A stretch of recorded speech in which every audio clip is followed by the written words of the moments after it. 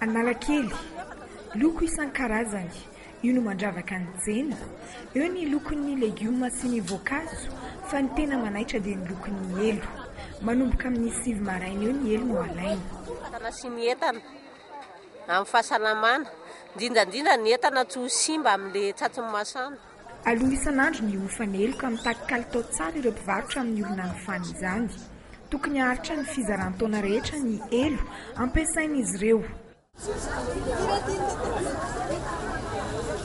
Raha ohatra hoe rovitra dia solon'ny vaovao. Mandrapahatonga ny fahavaratra izany aloha izao dia mbola mihafiafy an'ilay rovitra kely izay. Rehefa tonga ny fahavaratra dia misolo vaovao ny elo. Tsy lena raha tsy hoe efa tena grave be ny orana.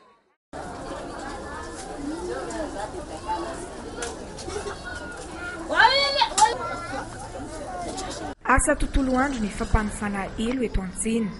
Izy no Rakoto, tompony elo sy mpampanofa elo eto Analakely, efa 7 taona izay.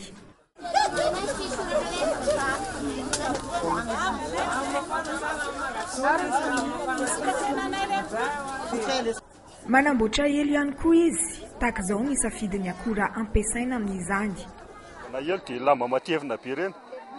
Satria raha vao manify izy dia mora rovitra dia sy tian'ny client zany, fa mila lamba matevina be dia ilay couleur izay tian'ny client zany no alefa aty an-tsena dia ilay ngeda be ireny indrindra.